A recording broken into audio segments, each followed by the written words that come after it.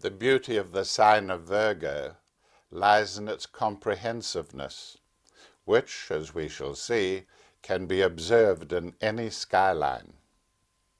Its delicate patterns lace together intricate structures, structures that reflect the qualities of this sign. But Virgo is also capable of immense effort, and it is through this sign that selfless services are rendered to mankind, from which we all benefit. At first viewing, the glyph of Virgo appears complex. It is seen by most as a deer with its head down grazing, and it is a characteristic of Virgo that the figure is often devoid of depth and dimension in its morphology, a morphology which includes the silhouetticizing of the attributes of structures around it. The deer and its glyph project grace and charm.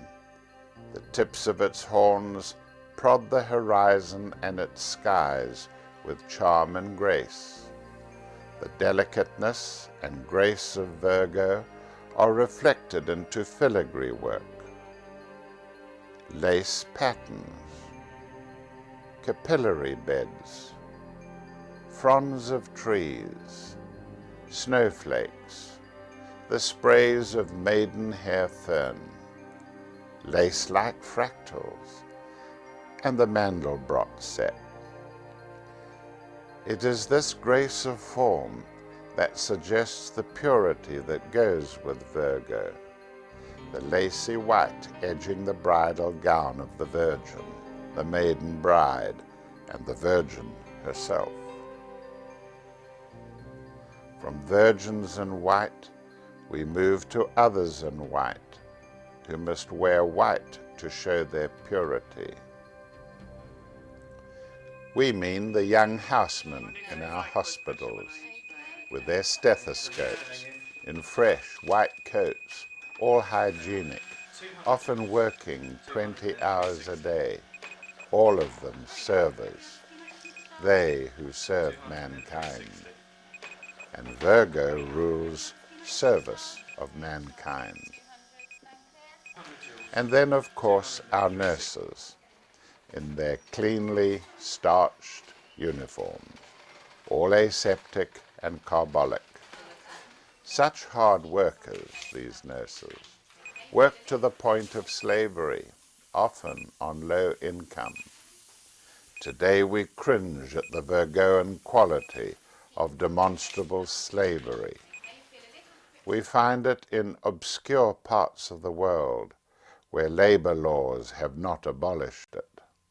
It is particularly rife among child workers and imported labor, especially amongst illegal Latino immigrants in places like New York and San Francisco. When hard work is incessant, imposed and unrewarding, it becomes slavery, and it gnaws at man's physical and spiritual stamina. In ancient days, when it came to manning Roman war galleys, only slaves would submit to a life at the oars.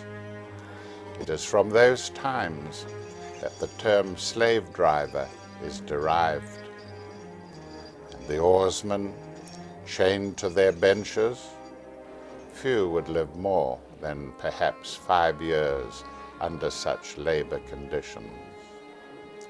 Surely only the life of a lumberjack, consuming some 7,000 calories a day, would compare with a galley slave under pressure, whereas his sedentary companion would use up perhaps 2,500 calories.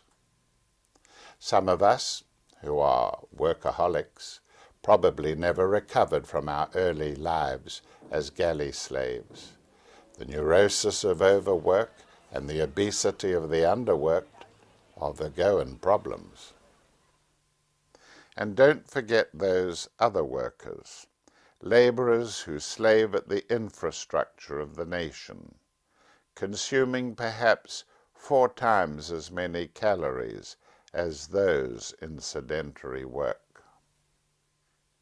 And market gardeners that provide us with our salads and greens at table.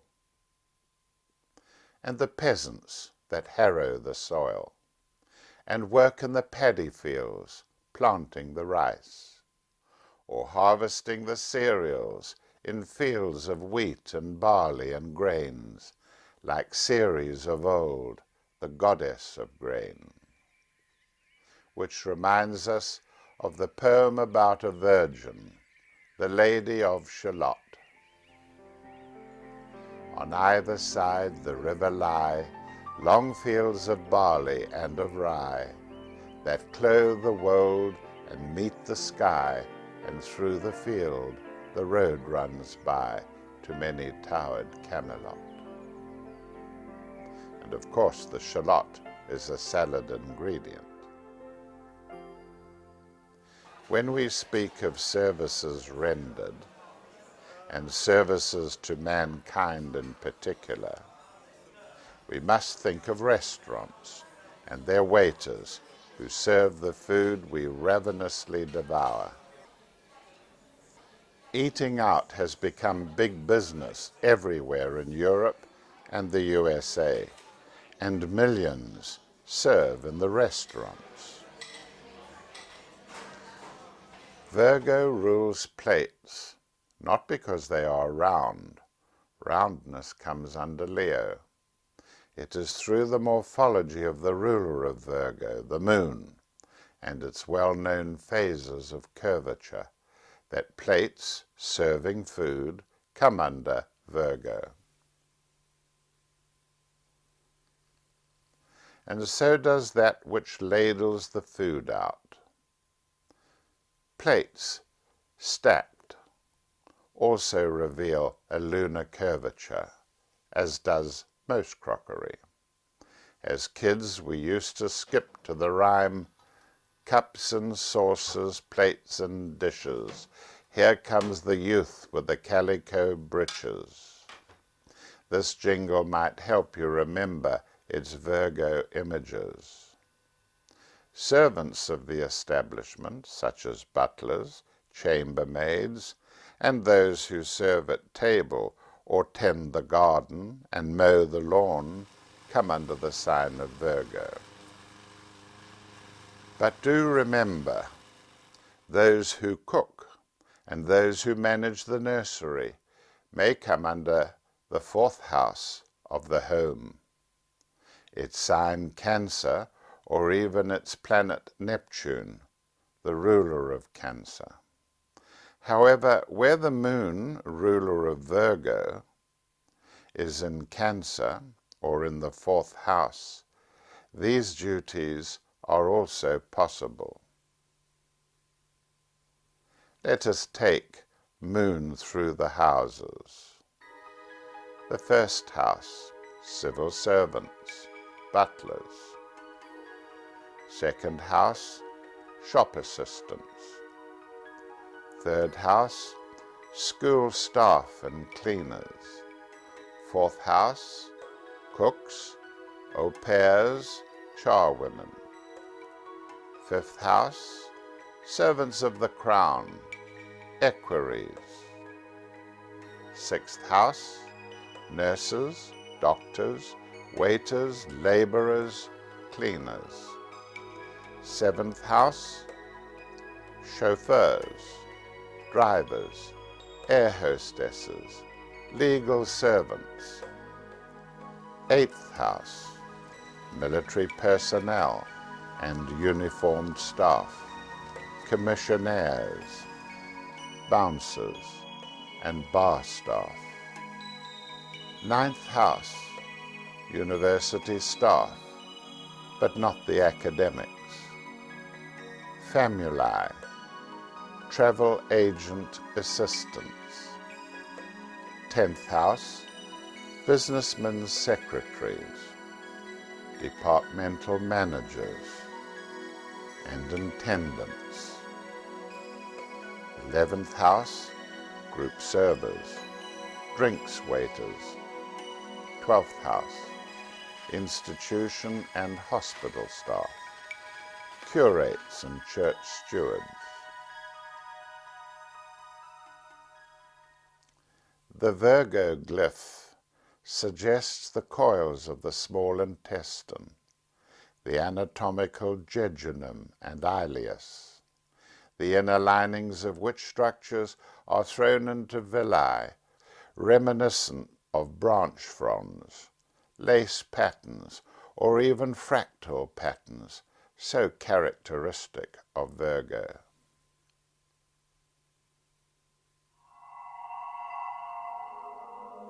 People see the shadow formations on the surface of the moon in many different ways. There is the old favorite of the man in the moon, with great eyes turned up heavenwards. I include myself in another group that sees a ghostly coach and horses rushing across the surface of the moon. Emotionally, some associate the moon with romance, even the objects that cultivated the romantic notion. Those of us who survived World War II remember the moons that were chosen to coincide with a big push, when the light of the full moon lit up the battlefield and the targets moving on it, or silhouetted the targets on the horizon, sometimes with the help of gunfire. Ill met by moonlight was a truism for many a youth on patrol with the poor bloody infantry.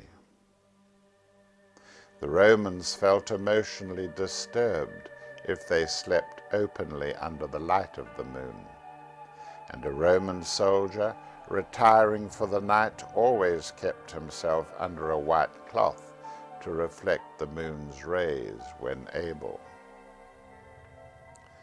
Virgo and Cancer are concerned with the color white. Virgo with the whiteness of purity, and Cancer with the whiteness of milk, ice cream, sea froth, and snow. Brought together, Virgo and Cancer can reflect coldness, icy conditions like hoarfrost on trees and snow-covered meadows. Virgo's whiteness concerns purity and hygiene, the whiteness of the wash, of the regularly cleaned teeth, of the enamel basin, of the wedding gown, and of the lines on a tennis court. Out of purity we derive Puritanism, and even as early as the Renaissance, men like Erasmus grieved over the smashing of church icons and other holy decorations which smacked of popishness. It's all going too fast, much too fast. Why can you reformers not leave it to the gentle processes of enlightenment, scholarship and the printing press? The changes we ask. Puritans themselves were often fanatics. They were Protestantism taken to its extreme. Other derivations of Protestantism, like the Quakers who moved out to the American colonies, are noteworthy. Cromwell himself was a Puritan and led the political arm of Puritanism in England. It is noteworthy that Puritanism reflected itself into modern capitalism, and through hard work and self-denial, capitalism became most successful in the American states, where Puritanism was rife in many forms.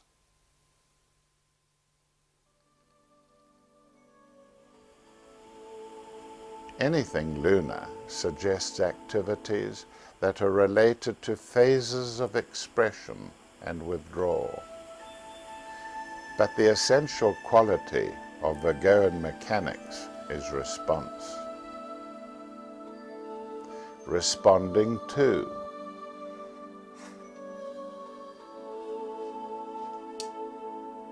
responding towards,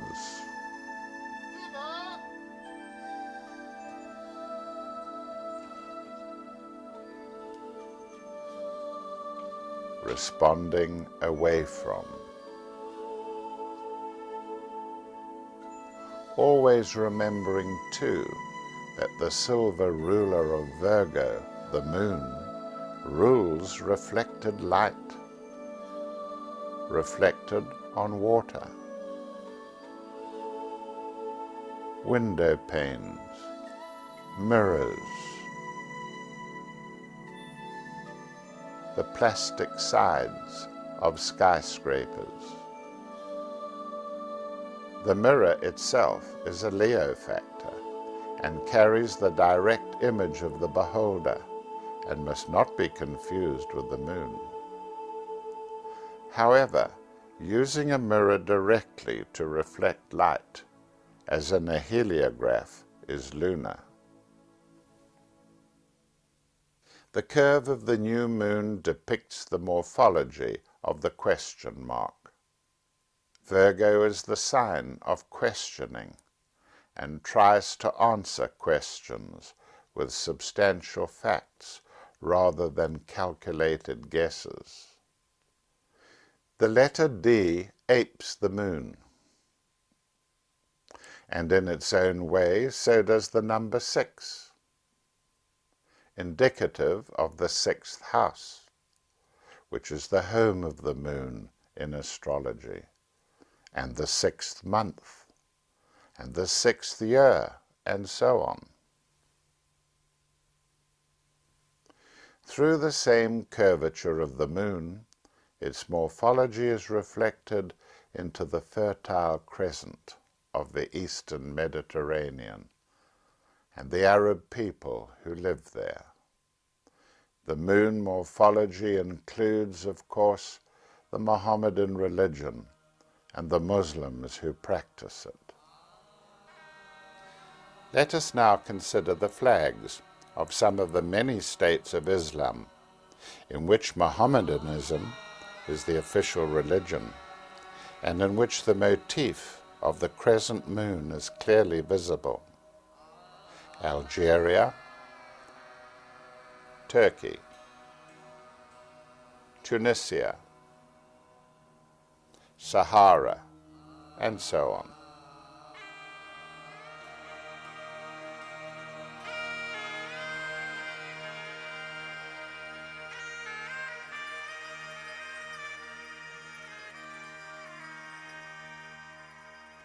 Many Islamic states were parts of the French Empire and still speak French as their main European language.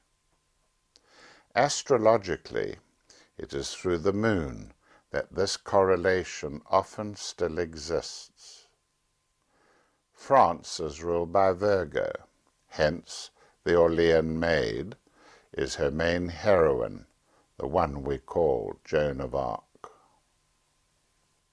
France is traditionally referred to as female, hence La France in the feminine gender. Paris, however, is under Capricorn, for it had become the target of blame for 2 world wars. The moral stigma of the words "a night in Paris," women with shaven heads, betrayal, Marshal Pétain, and of course, the ridiculous arrogance of the Marseillaise and its abandonment in World War II.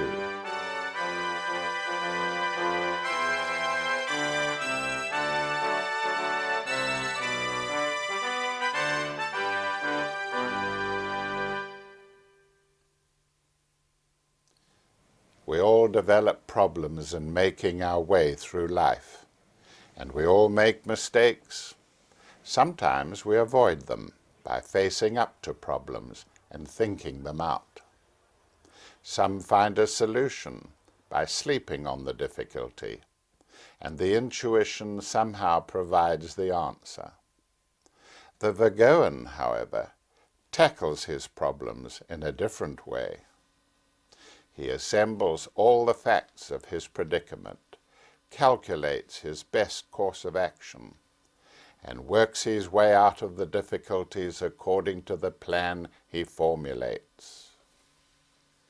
He may call on maps for detailed routings to an obscure destination, may use slide rules, compasses, and rulers to obtain accurate results. In fact, he judges by results as most Western minds do. Professionally, he makes an excellent estimator, employable by architects, printers, council works projects, and town planners. Virgoans make excellent laboratory workers, being engaged especially in research, experimental, medical, chemical, industrial, and environmental. They employ technology, information, formulae, and laboratory techniques, like a diplomat uses language and protocol.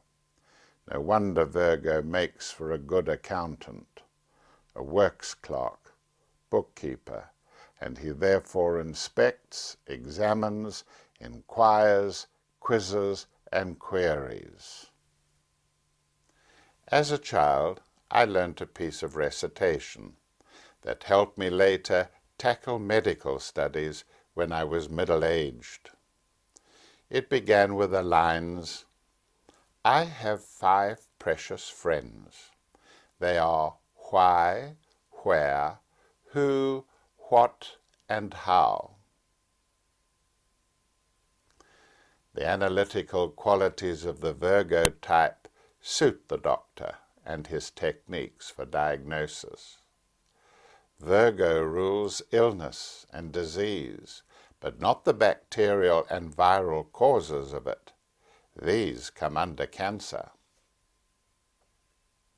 Therapy and any act of healing falls under Virgo, but health farms, spas, sanatoriums, and places of convalescence, where recovering patients can revitalize themselves, come under the sign of Leo. The pharmaceutical industry, with its chemists, and the science of chemistry itself, are Virgoan. And the subject of hypochondriasis must be mentioned here. In ancient days, 3/4 of complaints that people suffered from were below the chondria, or ribs, where you have the bile duct, the pancreas, the duodenum with its ulcers, the pylorus of the stomach with its ulcers, and so on. That region was the main site of a person's complaints, and it was below the chondrus or ribs, and therefore it was called hypochondriasis. A person who is a hypochondriac is one who believes that he is suffering from every conceivable disease. Well, I was doped. You were doped. He is never without an illness in his mind, and it may show up as headaches or intestinal disorders. Virgo rules, therefore, the hypochondriac. The sign of Cancer is concerned with color, especially that which is used by the artists. But Virgo is the silhouette and the profile in black and white. It resorts to black and white printing and copying, and therefore black and white drawings and etchings. Its horizons eventually, with distance, turn into black and white, so that you might have a steepled church, hills, trees, etched against the horizon. It was while growing up in South Africa that I realized how significant the horizon can be in such a hot country. You looked to the horizon to see if breezes were beginning to stir the trees, or clouds coming to bring a cooling rain. And at sunset, figures would appear so stark on the skyline. Virgo is the sign of parklands and exquisite gardens where trellis work is used.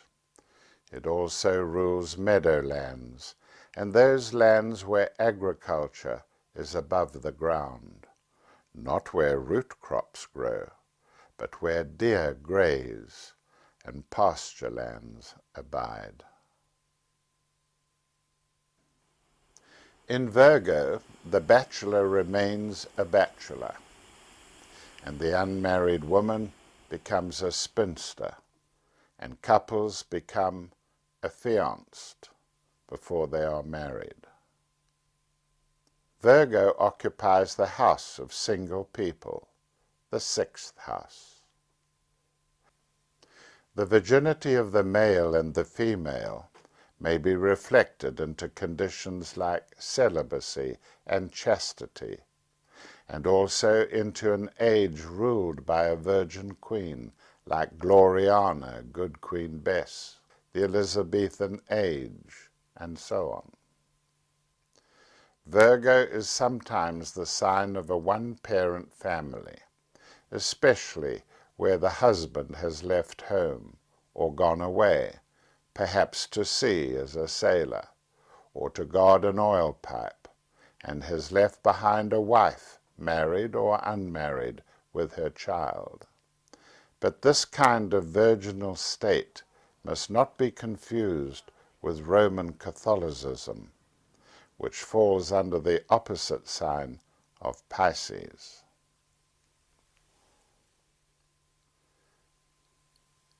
The moon's reflection takes up and passes on the baleful influences of all it shines on. Here we have a series of occult forces at play, with the eclipsed moon bestowing its rays on the notorious marble of the Colosseum in Rome. The reflections of these combined forces are malefic indeed. They suggest eclipsed force, plus the involutionary light of the moon and the cruelty and inhumanity of the Colosseum. The product of these three being the balefulness suggested in our pictured view, photographed in Rome.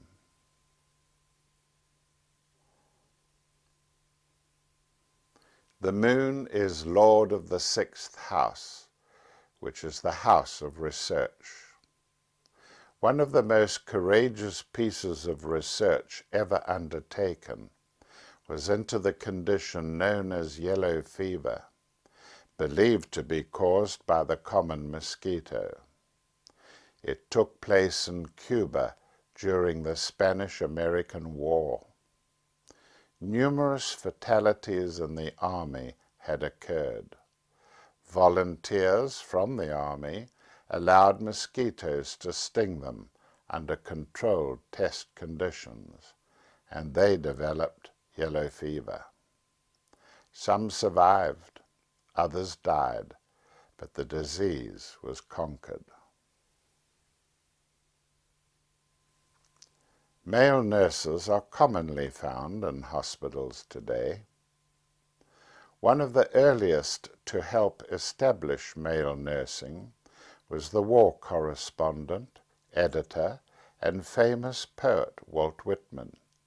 He himself ministered to the sick, wounded, and dying soldiers during the American Civil War. Florence Nightingale stands out as the originator of the concept that women are better suited to nurse men wounded in battle. Here she is seen receiving the wounded at Scutari in the Crimean War, and here in her war carriage. Perhaps it is appropriate to end Virgo with the heroic actions of Edith Cavell, who gave her life to the noble care of the sick and the wounded in the First World War. As an English nurse, she had organized the first school for nurses in Brussels. There she cared for soldiers of all armies and directed the escape of Allied soldiers from German prison camps. She was arrested and executed on October the 12th, 1915. It is a fitting tribute to nurses everywhere and to the best qualities of Virgo to quote Edith Cavell's own words before her execution. "I have no fear or shrinking. I have seen death so often that it is not strange or fearful to me. I thank God for this 10 weeks' quiet before the end. Life has always been hurried and full of difficulty. But this I would say, standing as I do in view of God and eternity, I realize that patriotism is not enough. I must have no hatred or bitterness towards anyone." People often ask, how can I serve? We sometimes lose our way in life because of its complexities. Service simply means to feed the hungry, to give water to the thirsty, to clothe the naked, to visit the imprisoned, to care for the sick, and to comfort the dying.